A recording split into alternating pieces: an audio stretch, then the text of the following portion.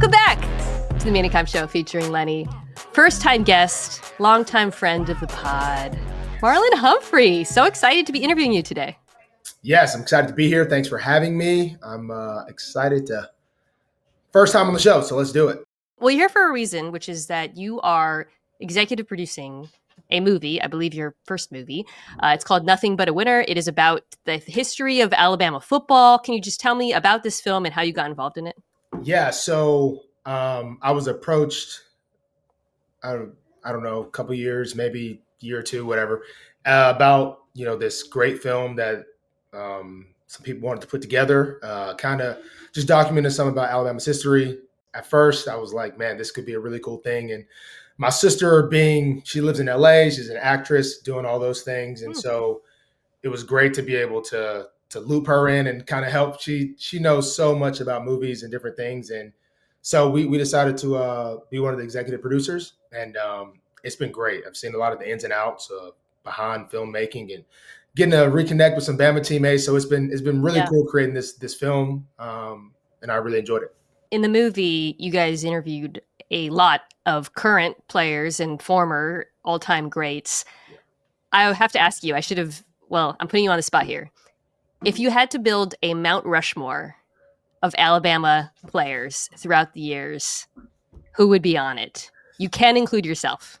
Sadly, I don't make the Mount Rushmore. I don't think. Maybe some people's, but obviously I am 28. So, I was not watching football way back then, but I'm going to put Ozzie on there. Yeah. I'm going to put Minkah Fitzpatrick on there. Okay. Going to put, and there's been some great running backs at the University of Alabama. I'm going to put Joe Namath on there. I got to say this because I won a national championship there, and I feel like our offensive game plan was give the ball to Derrick Henry. And that seemed to work a lot. I would put Bobby Humphrey, my dad, but sorry, Dad. I know you guys ran the ball a lot, but Derrick, he might have got the ball 40 times in one game, and it was successful on most of them. So that's my Mount Rushmore. I don't know if people know about your dad and your history there, your dad being a player as well, you being from there. Like, you must have grown up as a kid thinking and hoping that you would go to Alabama, correct? Yeah, so I grew up, and it was always, Bobby, oh, you are Bobby Humphrey's son. You Bobby Humphrey's son. And so I obviously grew up, rooting for the Tide. I had a red wig back in the day, crimson wig. And so we used to, whenever my dad was able to get some extra tickets, it was kind of the older brother got to go, older sister, and then maybe he got 3. And, we all wanted to go do whatever really my dad was doing. We looked at him as just such a star. We went to all these golf tournaments, and he was always this famous guy that we didn't really know. So whenever we went to school, whatever it was always Bama. And so ended up going there. And shortly after, I actually started getting called Marlon Humphrey as opposed to Bobby Humphrey's son. So that was a cool shadow to somewhat step out of. But it was very tough to try to outlive his legacy because he put it so high. I mean, the teams you played on when you guys won the first championship, just the defense. Yeah. I remember writing down players. Deron Payne, Jaron Reed, A'Shawn Robinson, Jonathan Allen, Reuben Foster, one of the best college linebackers, honestly, I've ever seen. Reggie Ragland, Minkah Fitzpatrick, who you mentioned. Where would you put that unit up amongst all-time college defenses? Oh, man, when I looked at that and everyone was in the NFL at one point, yeah, right. It would – I can't see it being far off. I know there's a lot of – you think of just the greatest Alabama teams, but when it comes to defenses, I don't see how that one's not in that top 5. I know Miami had a really good one. That's the one that comes to mind. Yeah, I forget what year that was, but that defense was tough. We had a lot of stars, so I think that would be one of the best. It's got to be top 5. Got to be top 5. True freshman, I believe Jalen Hurts was the quarterback. How is he different now? Because you've gone up against him, obviously, in the NFL quite a bit over the years versus then. His development was actually, I think, just surreal. I remember that camp because we went in like, who's going to be the quarterback. I think it was So competition, and I don't think he outright won it. It was still kind of battling, I think, going into the season. He was always very poised. He never was really trying to make, big time error. He took everything very cautiously, kind of let things come to him. And he's obviously Jalen can run, but he never was quick to be a runner then, and he's not quick to be a runner now. He really wants to see the play out. Something that also hasn't changed. He's still lifting hard. And I remember back then, I think in high school he was maybe like a power lifter. Yeah, you're right. He's still got some weight to him, but it's been really cool to see him kind of go from a true freshman. It's a hard thing to come in and try to lead a Alabama team as a true freshman at quarterback, let alone. And he was able to come in and make his own legacy at Alabama and Oklahoma. What is your favorite Nick Saban story? We played Ole Miss, I think, and I didn't have the best game. I think I gave up a couple deep balls to AJ Brown. Was this when Swag Kelly went? This was I think Did you get carved up by Swag Kelly? Yeah, I think it either was the year. It was one of them. I know he beat us. They beat us twice, and that I think next week Saban walks up to me, and he's like, "Hey man, that was a pretty rough one, huh?" And I'm just like, but he was like smiling, laughing about it, and I was just like, I didn't know if I should laugh because I played bad, or was he like about to chew me? I had no idea, but his little smirk was not what I was expecting. I thought it would have been more of whatever, but he's a really funny guy. But the biggest thing, man, he was able to just walk in and be so locked in on the job. Every single meeting I ever saw Saban at, no matter who was speaking, no matter what guest speaker, he had a pen and he had a notepad. And he was taking some sort of notes. Your defensive coordinator was Kirby Smart, who obviously has gone on to become, one of the great college coaches. When was the moment when you realized he might be one of those guys? Like, was it something that he did during your time there that really struck you when you look back? Something that I didn't realize at the time. Obviously, was a good coach. Had high energy. Like he, really, really high energy as far as getting players going. Really happy for guys. But in all my years at Bama, Saban, he got on everybody just about the same, including coaches. The only coach that I ever seen him kind of hold a little bit of restraint back from was Kirby Smart. So really, that was the only coach where I felt like he never really got to, with Kirby. And I think it was a respect thing that he felt that he was going to be the next up and coming coach, and just great coach wherever it was, whether it was at Bama, wherever it was. And so, Saban's obviously over the team head coach, but I felt like he treated Kirby as kind of the head coach of the defense, for even though you are D coordinator, but he almost let him have his own persona. Different vibe with Lane Kiffin. Now that's a good story. That there are some great stories that I'm sure. Please share one. So I redshirted my freshman year. I didn't know I was redshirting at first, so it took a while. So I was kind of getting reps with the defense, and then as the season went on, I figured out, okay, I'm going to redshirt. So I went down to the scout team. So Kiffin's like, hey, Marlon, I want you to this next route. Amari Cooper's going to run a slant. He's going to run a slant and go. I want you to bite hard on the slant because you're going to simulate what the defense is going to do when the game comes. And so I'm out there. Cooper runs a slant. I drive on it, and then he runs a sluggo, and Kiffin just starts cussing me out. And I'm like, it's going crazy. Like, I'm like, wait, I'm so confused at this point. And then he looks at me, just starts smiling. He just starts smiling and laughing, like basically just trying to act as if he's just ripping somebody to shreds so Saban down there can hear it. And that was one of the funniest things. But I loved Kiffin. He was really, really cool. But the vibe was a lot more chill on the offense than the defense. Seems like everybody was a little bit stressed out on defense, trying to do everything perfect. While Kiffin's like, look, we're going to get it done. We know what we're doing as long as we're at the tempo, whatever. And so that's my Kiffin story. You mentioned Derrick Henry, who's now your teammate, of course. What was it like going up against him in practice? Was that like your welcome to the SEC moment, or? Well, the good thing about our defense, good thing about our defense, I actually did not have to tackle Derrick too many times at Bama, which was a good thing. Reuben Foster, he and the D line, they really took pride in not letting Derrick kind of run all over us in training camp practices. So there was not, I did not have a lot of Derrick interaction until I got to NFL and he was playing for the Titans, and I mean the game plan was to stop Derrick, and I feel like a lot of times fourth quarter came and we did a really good job a couple times, and then it's like somehow it just the fourth quarter comes and it was just not the same story. That's like the story of that's just Derrick Henry in a nutshell. You might have him at 20 yards come to the fourth quarter, and then he might end with 140. But now he's on the same team, and I appreciate that a lot more.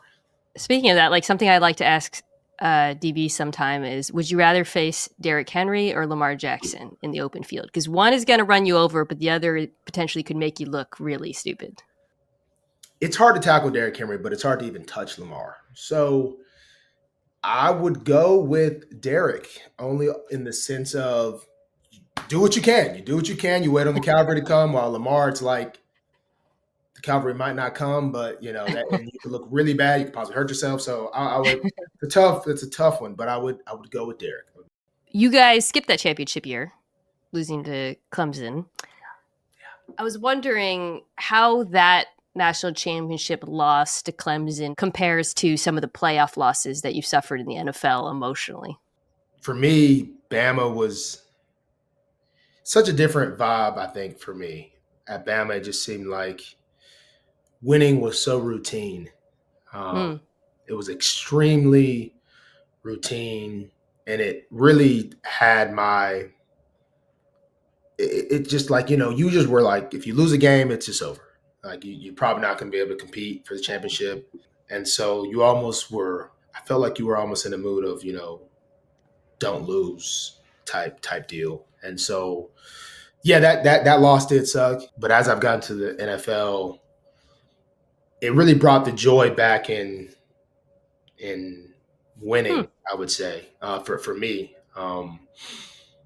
And you put a lot into it in the NFL. You're obviously doing college, but for me, it's just like I remember our first ever win here. It was the first game I played in. We played the Bengals, and I remember going to the locker room and people were like really happy, and I was like, I was weirded out because I'm like, man, like dudes are really like happy, and I realized it was a feeling I hadn't really experienced in a long time, because my high school, I think I lost 1 or 2 games in high school over 3 years. Bam, I lost maybe 2-3 games.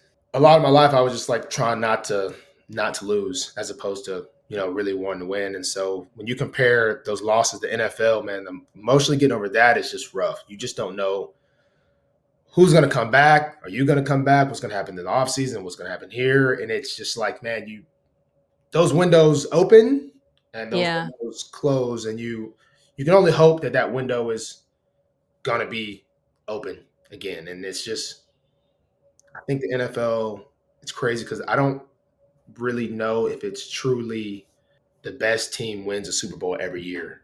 So there can be 2 good teams in the AFC. There can be 2 good teams in the NFC.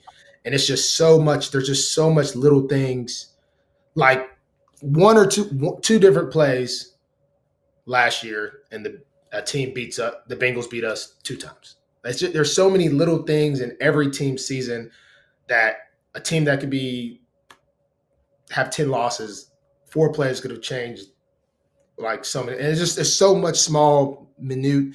While Bama, it's like, you got a squad, there's going to be 3 teams that maybe have a chance. And so to answer your question, long story short, emotionally, it's hard to get over those losses. As this year was probably by far the hardest, I think, because I lived here full time. So I think for maybe 2 weeks straight, 2 weeks straight, me, the weight room guys, some of the equipment guys, we just literally were going to the weight room to work out. Hour goes by. I don't know if any of us even worked out, because we were just talking about like what could we have done different? What could we do next year? What this? And so it was pretty tough to get over it. Just because you kind of, not from like I'm down, I'm sad. You're just like, where did What we the hell just happened? confused? Yeah, you're just like, what happened? What happened? You know what? Like, as an analyst, it's so frustrating talking about the Ravens every offseason because it's like, you asked me why the Chiefs lost the Super Bowl. The offensive line got dominated. It's not complicated, right? We watched the game. It was very clear. But when they ask me about the Baltimore, I'm like, man, I don't know. Like, Yeah. well, you know, we come on and they ask us, well, what do they have to get better at? And it's like, just execution in tiny moments. And that's got to be, as a player, really frustrating because it's not like a very obvious answer. You know what I mean? Yeah, it's definitely, it gets like this, it gets hard to figure out, honestly. And it's just tough. It is definitely tough. And I think, obviously, not that it really matters, but I would say from a fan perspective, it's like, how can these guys, like, just move on? Like, it's like, still thinking about that loss, you get, it's not good for the, it's just not good you got to do something. Everyone's like, crap, I need to go take a trip. Well, I think one thing about the Ravens that I think will, when I do point to something is you're not going to spot teams a half a season on defense because you guys figured it out halfway through the year, kind of the composition of things. Now, losing Ar'Darius Washington is so brutal, but you did draft Starks, who's a great player, and I thought Wiggins was quietly excellent last year. You played primarily in the slot. You had one of the best seasons of your entire career at age 28, which is unbelievable. Is that the composition you think it's going to be moving forward with Kyle and Starks playing safety and then you in the slot? Yeah, it'll be interesting. I think Ar'Darius definitely took some flexibility out from us. Obviously, not that he tried to do that, but without him last year, I'm not really sure what. Yeah. I'm not really sure how. Yeah, I don't really know. I think he came in and he really stabilized us. And then obviously you can put Kyle literally at any position. He's going to ball, but putting him back there and Ar'Darius, that was a really good duo on the back end of the year. And then you spoke on Nate. I think that dude is a baller. I think he's put on some muscle. He looks good. He's obviously as fast, but I think as he got more reps this past year, he just got better and better. And I think the Ravens got a really good history that usually when they draft a corner in the first round, it usually is a pretty good pick in the long run. And I think he's the next great young corner, and I think he'll put that. I think he'll put that for the world to see this year. Did you like playing primarily in the slot, by the way? Because it's like now it's so different, the responsibility and the, I think, importance of it from even earlier in your career, given how like offenses play these days. Yeah, I like those type of things make like I don't feel like I'm old, but when I think about a slot corner when I first came in, it was like, all right, like you put your worst guy at slot, like see if he can like make not the case anymore, man. Yeah, now it's like there's so many elite, like it was all about the X when I first get in. Now it's like a lot of teams' best receiver are in the slot. Amon St. Brown, you think about just how many guys are just making so many plays in the slot. You got to put somebody that can really do great things. So it's a position I never thought I would play, but as the more I've played it, it's been cool. Like when I first played slot corner, it was just because we were playing, I think, either Tyler Boyd or Juju, and they were like, hey, we want you to just try to just follow him in there. And then the game finished and they were like, we actually let's try it again. And so that's kind of how I got into it. I remember going into that week and I was like, I think this is a really bad idea, but I'm gonna try it out because they think it's a good idea. And so I guess it was like a never judge a book by its cover. Never judge a book by its cover. And but yeah, I do like it. It makes me, you don't have a lot of time to think. You're out there on the island, you got more time to think like this. But when those linemen come up to you, there's no time to think, and you got to try to become a linebacker sometimes. So it makes me just play ball and don't think about anything a lot of times because it's some warfare in the trenches that I get into a little bit. All right, let's do some fun questions to wrap here because I feel like things Do it. got a little bit heavy talking about playoff losses and Got a little dark, but I'm good. I'm cleansed. I love your point though about the difference in college and the NFL and like that expectation in college of dominance. I mean, the NFL, like every win's a win, right? I think every win. like at college, you got to win big too. Yeah. Like at Bama, it's like if you win close, it's like embarrassing at times. It is that I'm naturally I did not lose guy. Like, okay, Yeah. I'm not really like celebrating this win, but coming here was just like it's just, but college is just so like it's hard for a fan unless you're like an analyst. Like it's hard for a fan to see in 2017, it's hard for them to see the 0-16 Browns and think this team can beat anybody on any college. Like, Could a team of Alabama beat? It's like, no. Guys, no, you don't understand how different it is, the degree of athlete. And zero chance of happening. But it is like really hard unless you're like actually really watching the game from like a neutral perspective. Okay, next question. A lot of people agree on who the best receivers are in the NFL. Just kind of the same five guys. Who is a sneaky, underrated receiver that people aren't talking about enough? A sneaky guy. Obviously, he had a rough little odd run. I wouldn't say rough, very odd run as of recently. But I think Deontay Johnson is very sneaky. That is a wild pick. I love it. Dude, that guy he's nice. Like, I think he gets open. The guy gets really open. Good separator. Yeah. The guy gets open. And then somebody that but really who, obviously this guy's on my team. And I think he's going to push for 1K this year. This guy made me touch the earth a couple times in training camp. On my team, Rashad Bateman. Okay. Underrated, sneaky. Just got to stay healthy. You know, if you watch the tape, all I'm saying is if you watch the film. I love that one. I loved him out of college. There's some times out there, the ball might have got thrown left, but it might have got completed left, but just know. So those are my two takes, or maybe my one take. Maybe we should whatever. That's good. Yeah, there we go. You actually gave underrated picks, not like, Brian Thomas Jr. There's so many dang good receivers. I mean, I don't know what. It's crazy. It's a crazy time for receiver play. You have probably posted some of the most divisive tweets of our lifetime. Who is the greatest living athlete poster? Who's the best on Twitter? I just don't know how it's not myself. But what about Durant? Secondly, I really like Kevin Durant. Yeah. I really do. I mean, I love how he just fully embraces, like, why can I not call you a loser after you just called me a loser? Like, why can I not be arguing with you right now? And he's like obviously a super, super, superstar. So it makes it even funnier. Yes, it makes it even funnier.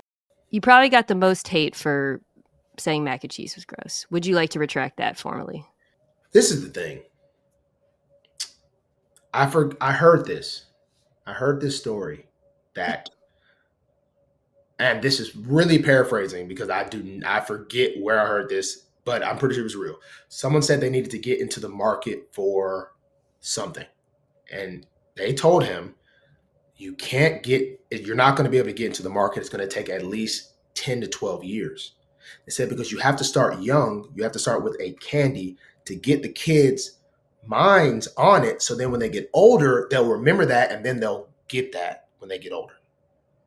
Mac and cheese starts off in these little cool little circle SpongeBob little macaroni noodles in the Easy Mac. I mean, it's called Easy Mac. They get you as a kid, and then you get older, and you think this is the best thing ever. So you're really all psychologized into believing this stuff is good. Yeah. Okay. So mac and cheese never played anybody. Mac and cheese just has first mover advantage, is what you're saying. Literally, it's just the first thing you got as a kid when you wanted to make a mess when your parents put you in the little crib thing and you just played with your hands. Speaking of like the internet versus reality, how tapped in were you guys? Like, I always wonder because Lamar versus Josh this year, like, was like war on the internet. As someone who, and I'm an AP voter. I voted for Lamar. I didn't realize that the votes were public, and it was like crazy how much those two fan bases were at each other's throats. It was like an incredibly close vote. Did that like make its way into the locker room? Did you guys talk about it? We did not talk about. I go dark on social media during the season for the most part. Like I'll have someone tweet for me. I will have someone tweet for me, but as far as like me seeing what's going on, I do not see what's going on. I was on Instagram until like week 3 last year, and I said, you know what?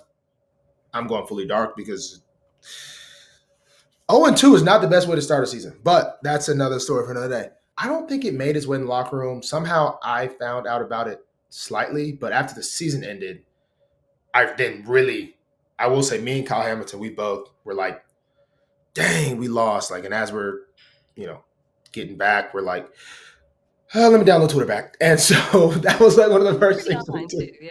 Like after we lost, like, download Twitter back. And it was quite toxic. It's good to be toxic sometimes. You know what I mean? As long as you can keep the toxic on the app. What is your most toxic NFL take? Maybe the most controversial opinion you have about the NFL. Oh, well, I don't even know if this is necessarily controversial, but this one doesn't make sense. This makes zero sense. Throw a pass in the air. Receiver, I'm going to intercept this pass.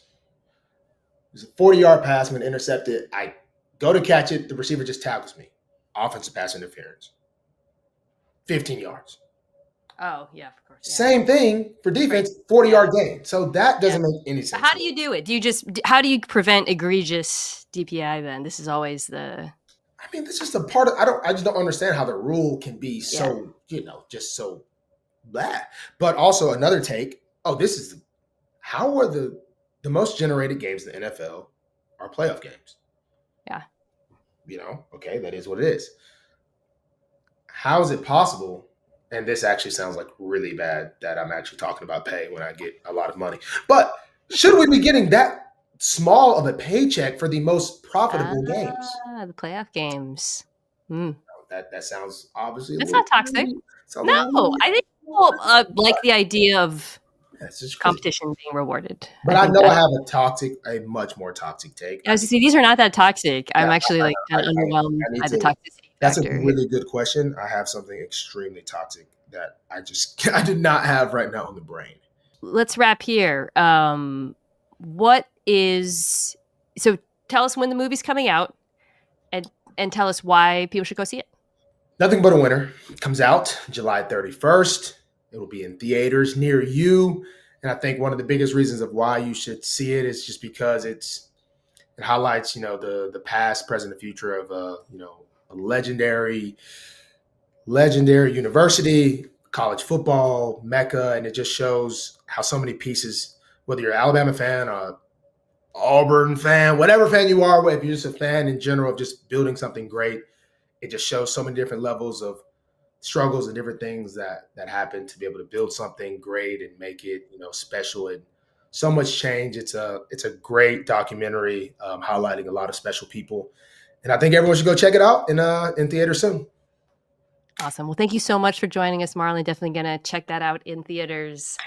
And I look forward to you finally releasing your most toxic takes. I will be tweeting that later today, actually. So thank you. Thank you very much.